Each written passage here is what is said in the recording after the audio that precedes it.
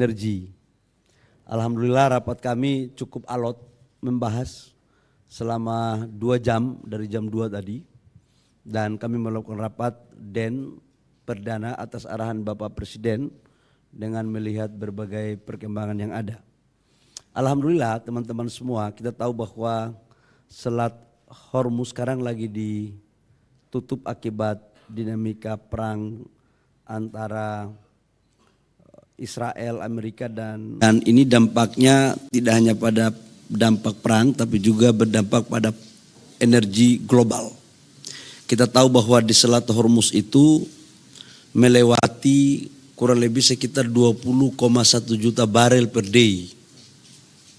Jadi Selat Hormuz itu supply global itu 20,1 juta barel per day.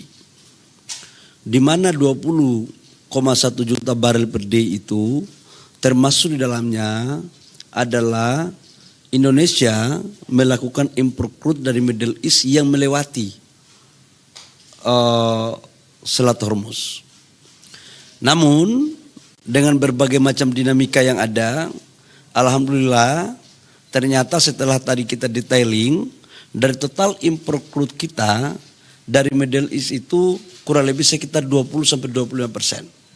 Selebihnya kita ambil dari Afrika, dari Angola, dari Amerika, kemudian dari beberapa negara lain seperti Brazil. Jadi secara keseluruhan impor kita untuk crude 20-25% dari Selat Hormuz, selebihnya tidak dari sana. Apa strategi yang harus kita lakukan agar kita tidak terperangkap dengan dinamika global? Jujur saya katakan bahwa dari intelijen kami, dari kajian kami, dari komunikasi kami dengan berbagai negara di dunia, sekalipun informasi disampaikan bahwa ketegangan ini akan selesai dalam waktu, ada yang mengatakan 5 hari, ada yang mengatakan 2-4 minggu, tapi keyakinan kami setelah kami melakukan kajian, ini tidak akan bisa kita ramalkan kapan selesai. Sekali lagi saya katakan bahwa ketegangan ini tidak bisa kita meramalkan kapan selesai. Bisa cepat, bisa lambat. Nah dalam rangka itu kami mengambil alternatif terjelek, katakanlah ini lambat. Maka apa skenarionya? Skenarionya adalah sekarang ini untuk crude yang kita ambil dari Middle East, sebagian kita alihkan untuk ambil di Amerika. Supaya apa? Ada kepastian ketersediaan crude kita. Yang kedua, impor kita kan untuk solar kan udah selesai. Yang kita impor sekarang bensin.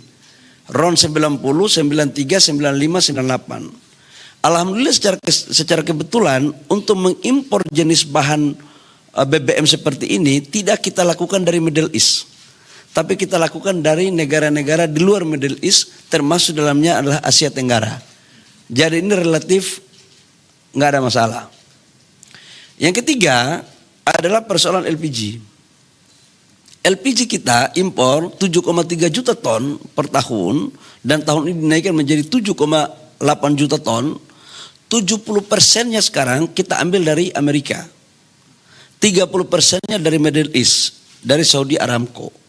Kita tahu bahwa dari informasi dinamika ketegangan di Timur Tengah juga terkait dengan Saudi Aramco, itu juga kena kemarin dinamika di sana. Maka alternatifnya adalah kita switch lagi supaya kita tidak mau ambil risiko. Sebagiannya kita switch lagi untuk kita belanja di negara yang tidak ada kaitannya dengan Selat Hormuz. Yang keempat adalah pasti dampaknya kepada persoalan harga. Kita tahu bahwa di dalam APBN kita harga ICP itu $70 per barel. Dan sekarang sudah naik menjadi 78 sampai $80 per barel. Ini yang akan kita harus hati-hati, ini berdampak pada kenaikan subsidi yang akan ditanggung oleh negara. Tapi di sisi lain dengan kenaikan harga ICP, itu juga negara mendapatkan pendapatan. Karena kan kita berkontribusikan kurang lebih sekitar 600.000 barel sampai 600.000 lebih barel per day. Nah selisih ini yang sedang kita hitung. Arahan Bapak Presiden kepada kami adalah kita harus sangat berhati-hati untuk menghitung semuanya dengan tetap memastikan ketersediaan BBM dalam negeri untuk memberikan kepastian kepada pelayanan kepada masyarakat kita.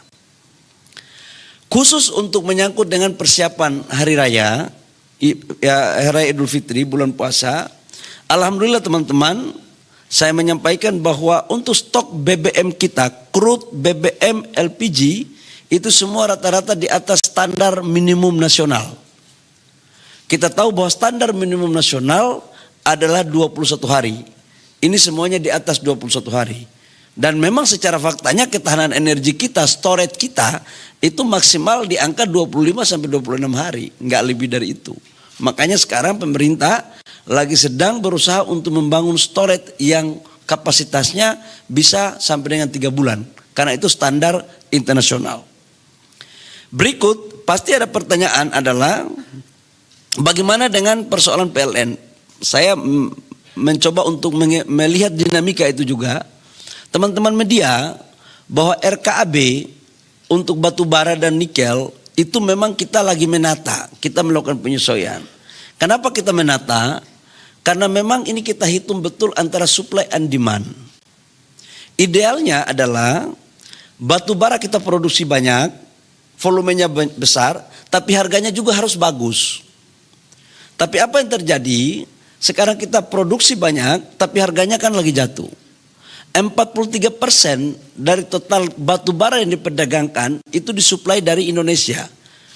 Total batu bara yang diperdagangkan di dunia itu 1,3 miliar ton. Dan kita menyuplai kurang lebih sekitar 500 sampai 550 juta ton. Tapi apa yang terjadi? Harganya bukan kita yang mengendalikan. Harganya di luar yang mengendalikan. Ideal harganya bagus, karena supply and demand-nya, supply-nya besar, demand-nya sedikit, maka harganya jadi murah.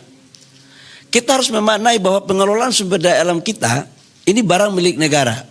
Dan negara ini dikelola harus dengan hati-hati.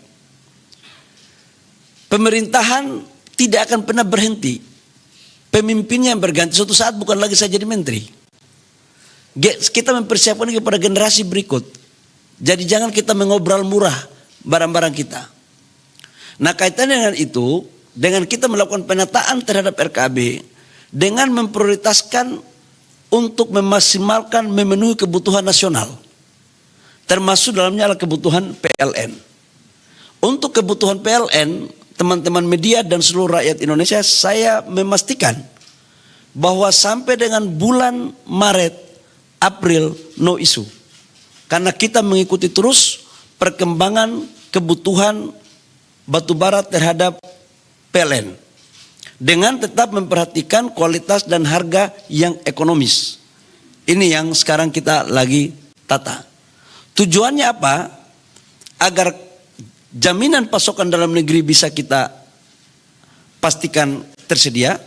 Tapi juga harga juga bagus. Supaya pengusaha juga bisa dapat harga yang baik.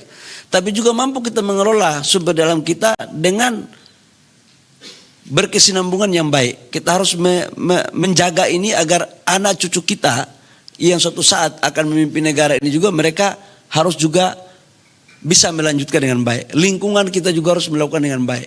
Tidak boleh kita melakukan penambangan dengan jor-joran tanpa memperhatikan nilai yang baik dan lingkungan yang baik.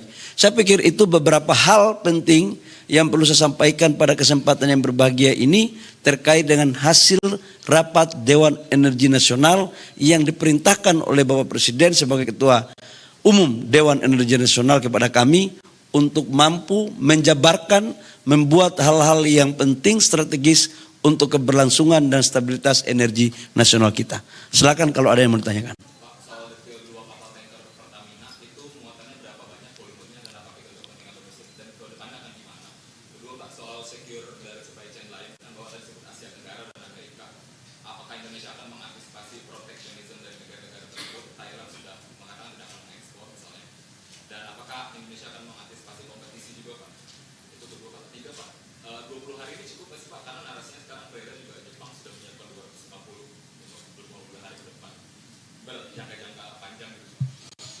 Yang pertama adalah menyangkut dengan 2 kapal yang dari Selat Hormuz yang sekarang lagi balik. Tadi juga dibahas oleh Pertamina.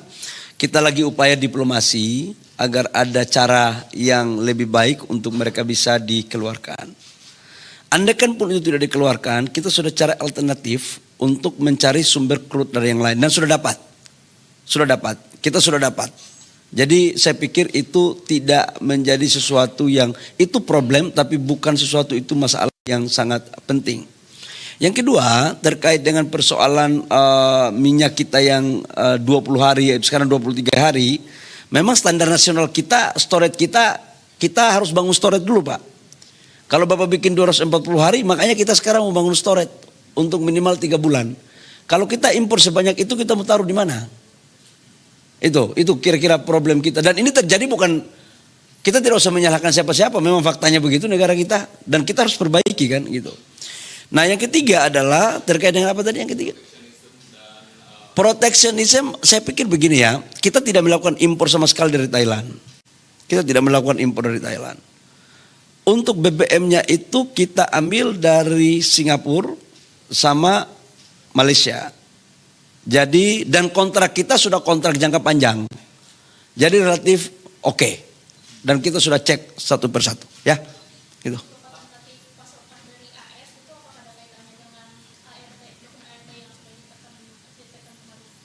Iya. Dokumen ART yang kita tekan itu kan salah satu komitmen kita adalah kita membeli BBM, crude BBM dan LPG di Amerika kurang lebih sekitar 15 billion US dollar. Dan ini merupakan bagian yang telah kita, yang sekalipun sudah diputuskan untuk di pengadilan mereka untuk dianulir, tapi kan kita harus punya komitmen dong. Dan apalagi kalau harganya itu ekonomis dan win-win, ya kenapa tidak? Dan ini sudah kita lakukan komunikasi, ya.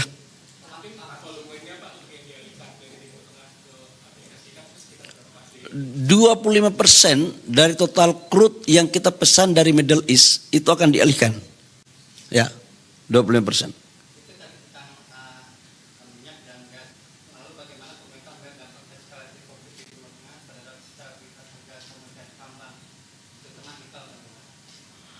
Ya, kalau menyangkut dengan harga itu kan dinamika pasar.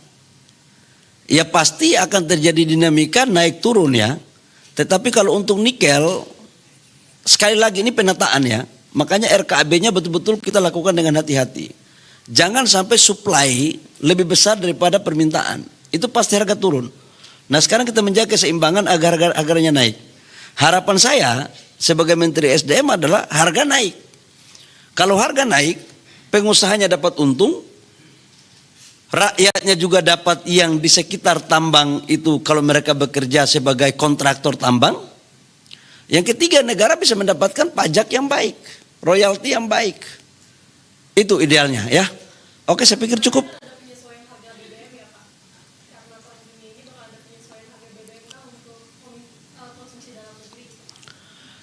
BBM dalam negeri itu kan dibagi menjadi dua. Ada harga yang disubsidi, ada harga yang diserahkan kepada pasar. Kalau harga yang disubsidi, yang bensin, pertalite, itu mau naik berapapun tetap harganya sama. Sebelum ada perubahan dari pemerintah. Tetapi kalau untuk non subsidi, artinya harga pasar, dia akan fluktuatif berdasarkan dinamika harga pasar yang ada, yang sudah terjadi sebelumnya. Kan itu kan sudah terjadi bukan baru sekarang kan. Dan itu sudah terjadi sebelum-sebelumnya berdasarkan Permen tahun 2022 bahwa harga itu bisa, kalau yang non subsidi itu bisa terjadi dinamika. Tapi kalau yang subsidi, selama tidak ada kebijakan baru dari pemerintah, maka harganya tetap sama. Termasuk dengan subsidi solar. Sampai dengan kami rapat tadi belum ada. Jadi aman-aman saja. Hari raya yang baik, puasa yang baik, insya Allah belum ada kenaikan harga BBM ya. Oke.